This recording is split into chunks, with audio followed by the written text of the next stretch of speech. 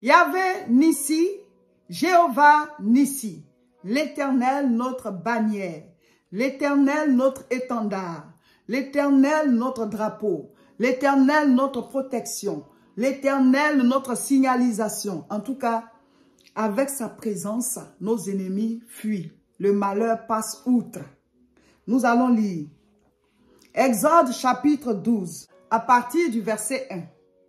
L'Éternel dit à Moïse et à Aaron dans le pays d'Égypte: ce mois-ci sera pour vous le premier des mois. Il sera pour vous le premier des mois de l'année. Parlez à toute l'assemblée d'Israël et dites: le 10e jour de ce mois, on prendra un agneau pour chaque famille, un agneau pour chaque maison. Si la maison est trop peu nombreuse pour un agneau, on le prendra avec son plus proche voisin, selon le nombre des personnes. Vous compterez pour cet agneau d'après ce que chacun peut manger. Ce sera un agneau sans défaut, mâle, âgé d'1 an. Vous pourrez prendre un agneau ou un chevreau. Vous le garderez jusqu'au 14e jour de ce mois. Et toute l'assemblée d'Israël l'immolera entre les 2 soirs. On prendra de son sang et on en mettra sur les 2 poteaux et sur le linteau de la porte des maisons où on le mangera. Exode 8, verset 7. On prendra de son sang et on en mettra sur les 2 poteaux et sur le linteau de la porte des maisons où on le mangera. Cette même nuit, on en mangera la chair rôtie au feu. On la mangera avec des pains sans levain et des herbes amères. Vous ne le mangerez point à demi-cuit et bouilli dans l'eau, mais il sera rôti au feu avec la tête, les jambes et l'intérieur. Vous n'en laisserez rien jusqu'au matin. Et s'il en reste quelque chose le matin, vous le brûlerez au feu. Quand vous le mangerez, vous aurez vos reins sains, vos souliers aux pieds, et vos bâtons et votre bâton à la main. Et vous le mangerez à la hâte. C'est la Pâque de l'Éternel. Exode 12, verset 12. Cette nuit-là, je passerai dans le pays d'Égypte et je frapperai tous les premiers-nés du pays d'Égypte, depuis les hommes jusqu'aux animaux, et j'exercerai des jugements contre tous les dieux de l'Égypte. Dieu, il va punir les Égyptiens et puis leur Dieu aussi va les punir. C'est terrible. Je suis l'Éternel. C'est-à-dire, il va exercer le jugement sur les Égyptiens qui ont des idoles. Et puis, il va aussi exercer un jugement contre les idoles elles-mêmes. Et il dit, je suis l'Éternel. Verset 13. Le sang vous servira de signe sur les maisons où vous serez. Je verrai le sang et je passerai par-dessus vous quand je frapperai le pays d'Égypte. Et il n'y aura point de plaie qui vous détruise quand je frapperai le pays d'Égypte.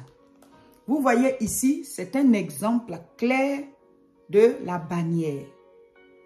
Dieu dit qu'il faut qu'ils immolent des animaux parce que Jésus n'était pas encore venu pour mourir pour nous. Nous, actuellement, on ne doit plus le faire. On peut faire onction d'huile à sa maison, mais pas immoler des animaux. Voilà, de manière symbolique, on peut oindre sa maison. Voilà, on fait l'onction, on prie, on prend l'huile, on prie une huile simple. On prie dessus, je consacre ma maison à Dieu. Ça, c'est possible, mais pas du sang, parce que Christ est déjà mort. Donc ici, il dit, ils doivent immoler des animaux, des agneaux, et mettre le sang sur les poteaux et le linteau de chaque maison où l'animal sera mangé. Pas que juste on va mettre le sang et puis on n'a pas mangé l'animal. Hein. Il faut que l'animal là soit mangé. Donc là où on mange l'animal, on met son sang sur le linteau et les poteaux. Ça c'est une bannière. De sorte que quand le malheur va frapper l'Égypte, là où il y a le sang, ça va passer outre. Donc ça c'est comme une signalisation.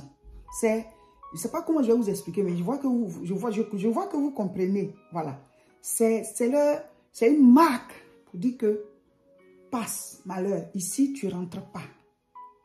De la même manière, nous on veut que la main de Dieu nous protège. Nous on veut que sa grâce nous protège. Mais il a précisé que c'est les maisons où on va manger. Voilà, la Pâque là. C'est sur ces portes là qu'on doit mettre ça. Donc ça veut dire que si tu veux que l'Éternel fasse briller sa gloire sur ta porte pour que le malheur passe, il faut que toi tu aies une communion avec Dieu. Il dit, je me tiens à ta porte et je frappe. Si tu ouvres, j'entre chez toi.